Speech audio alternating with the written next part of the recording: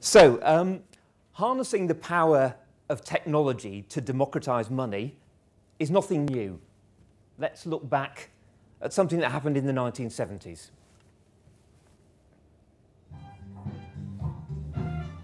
So, the hole in the wall seems a bit small.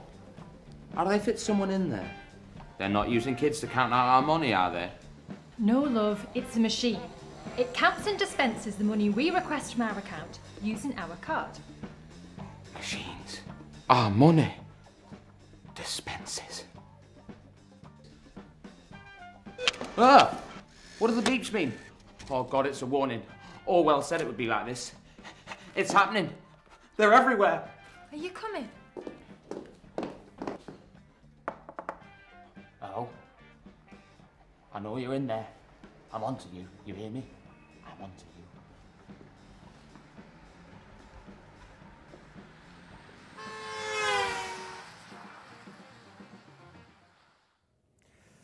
So it's easy to forget that before ATMs, it was really hard to get hold of your cash. You had to go along to a branch, you had to queue up and write a cheque.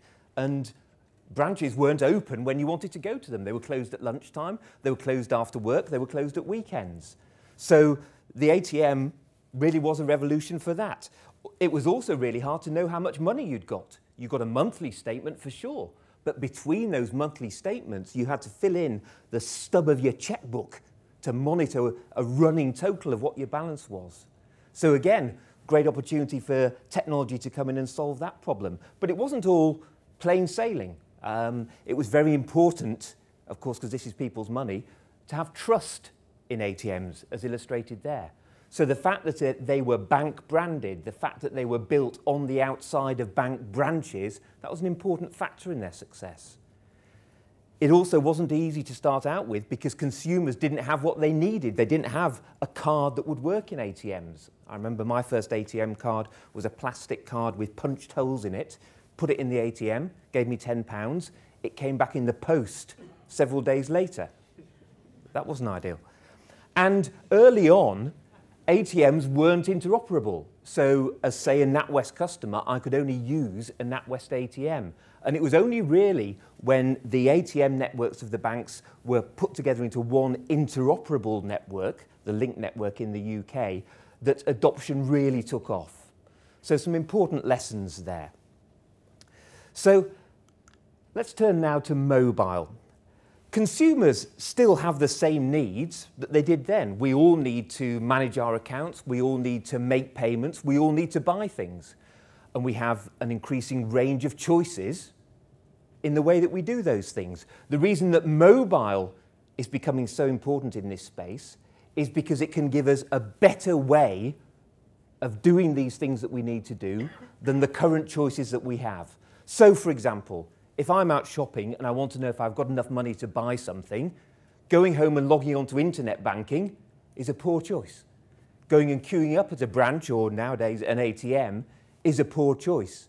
That ability, while I'm walking along, while I'm talking to my friends, to click out a simple balance inquiry, that is way better.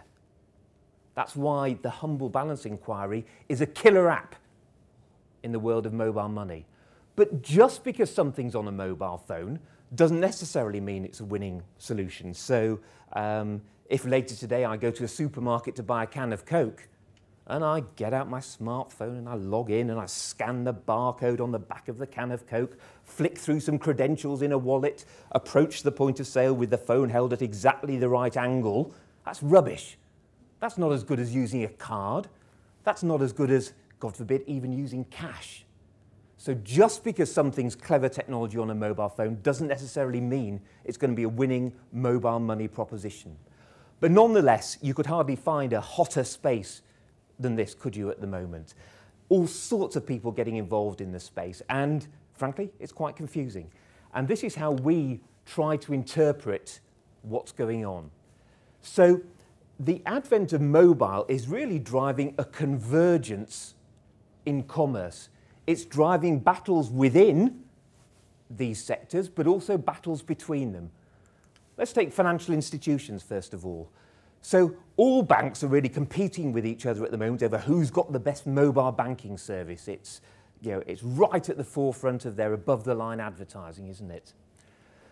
But there's also something else going on here. Banks are starting to get a little bit nervous about this mobile commerce space because of these emergence of new mobile wallets led by other providers. The worry being that if my customer takes their card and registers that as the funding source in some sort of a third-party wallet, and then all the offers and coupons and mobile interaction goes on through that third-party wallet, then actually all the engagement and most importantly all the data about my mobile commerce existence is going to that third-party provider and not to the bank. The risk is that the bank just becomes commoditized, just becomes a dumb pipe in there, and that's a worry for banks.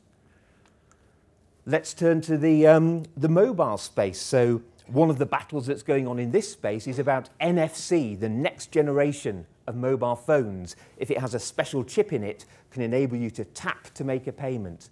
And one of the battles going on here is the telcos would love that chip to be on the SIM, because then they might be able to charge a little bit of revenue for that because they own the SIM.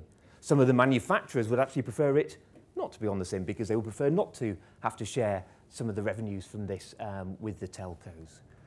We also see in the mobile space innovations like this. This is the O2 Money card. It's a Visa prepaid card. It's got a Visa badge, so I can use it at point of sale. I can use it at ATMs, come with a mobile app. I can make payments. I can get offers from it. That's great. This is an example of an operator moving into the financial services space using their credentials there. As it happens, I'm very pleased to be up here on stage today because we've just announced this morning a major technology partnership with Telefonica Digital, but I should move beyond that. Let's now look at the retail space.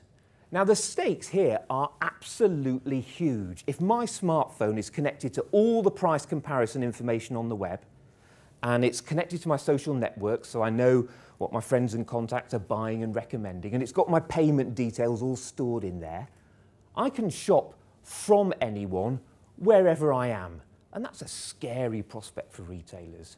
All around the world, there are, in particular, electrical retailers, aren't there, on the high street who are suffering from this showrooming phenomenon, where you go in, have a good look at the product, scan the barcode, buy it off Amazon or somewhere.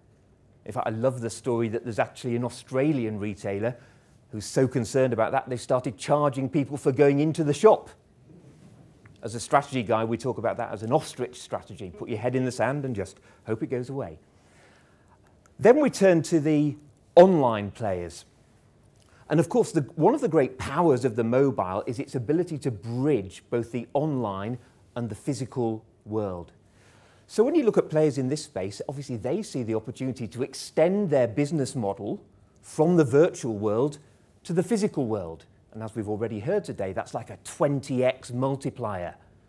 So I rather suspect that if you're someone like Google, you're not really interested in squabbling over a share of a 1% payment commission. What you're looking at here is the opportunity to replace the click-through on the web with the tap of a mobile phone to prove that you've influenced a purchase and to actually get the advertising commission that flows from that. This is all about the data opportunity in the emerging mobile commerce space. Now, the stakes for all four of these industries are absolutely huge in what's coming. And in a way, the scariest thing is it's all up for grabs. The outcome is not preordained. If you take banks, it could still end very badly for banks. Banks could just end up as the dumb pipe, the rails over which other people provide high-value services. But also, it could end up very well for banks. Banks, we believe, could not only defend but extend their role in this space. And as in any battle, when you're planning how to compete, you look to leverage your key assets. So let's just think about banks for a moment. What are their key assets in this space? Well, one of them, of course, is the trusted brand. Compared with one of the online specialists, you know where your bank branch is if there's a problem. And so that element of trust is very important to consumers in the mass market as they move to these new sorts of activities. The banks, of course, also have tremendously rich data. They've perhaps tended historically to use that data for things like fraud profiling and risk assessment, etc., rather than for developing deeper relationships. But nonetheless, they have data that anybody else in this space would kill for. They also, of course, have the existing account infrastructure. They're plugged into the trusted, regulated, secure, interoperable payment networks around the world. That's another huge asset they've got. And then critically, they've got the eyeballs, they've got the customer engagement already coming into their mobile banking services. Because mobile banking services that are done properly today are driving 25 to 30 customer engagements per month. That compares with internet banking, where the average is something like 6 or 7 logins a month. So this is creating a whole new level of engagement from millions and millions of customers. And of course, the whole lesson from e-commerce was that content follows traffic and not vice versa.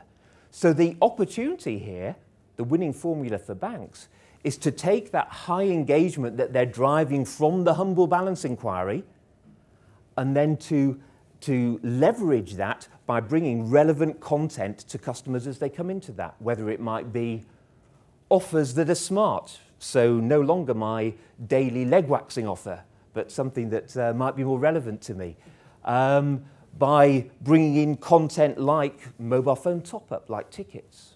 So already today in my NatWest mobile banking app, I can top up my kids' mobile phone credit. I'm on a contract, they're on prepaid. Previously, I had to go down to the supermarket, get the voucher to top them up with mobile phone credit. It was a bit of a hassle, not so much perhaps that I would have got a special app to do it, but the fact that it's in my mobile banking app, why wouldn't I do it in there? So I do, and it's great. There's a bank that we work with in India where we've enabled them to, in mobile banking, balance inquiry, make payments, buy cinema tickets, buy airline tickets. Why would you buy a cinema ticket in your mobile banking app? Well, think about the scenario. You're out in the evening, you decide you want to go to the cinema, you look at your smartphone, not unreasonably, thinking, where could I get buy a cinema ticket? You might have downloaded a cinema ticketing app, but by no means everybody has. Even if you have, you probably haven't used it for a few weeks and therefore you've forgotten the password, etc. You're not going to forget the password of your mobile banking service because you're in there every day. So it's in there, it's easy to use.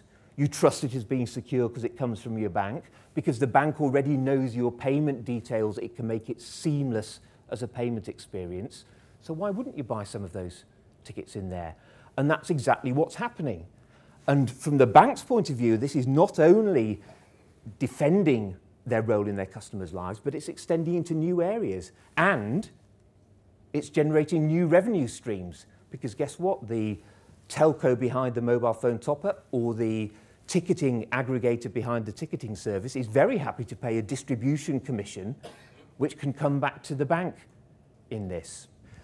When you look back at internet banking, I used to work for a bank and look after internet banking, and we used to call it remote banking. One of the reasons that customers had high satisfaction with it was because it, in a way, distanced you from having to actually deal with the bank. But this is very different. This is about the bank engaging with you in that very, very personal device. And so, whereas in internet banking, your relationship tended to just boil down to a very limited set of functional interactions, the opportunity we believe now is for banks to leverage that trust that they have, the fact that they're already on the front screen of millions of customers' mobile phones because of the degree of interaction, to actually be the place that consumers go to for a much more personalised and valued service. So let's just update the story about our friends that we saw at the beginning and see how that might look.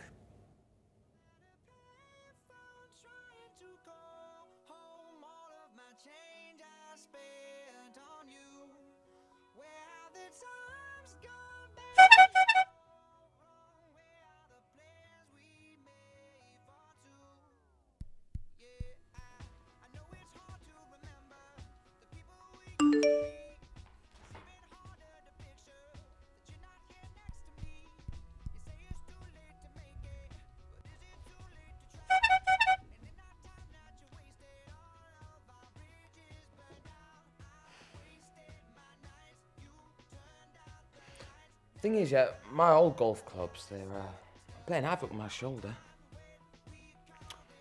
I think the weight distribution's off. Yeah?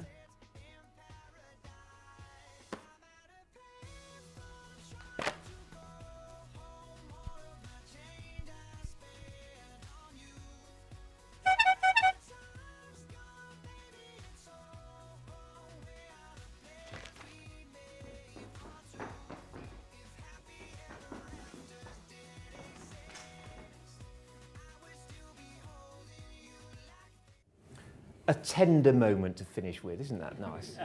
Thanks very much.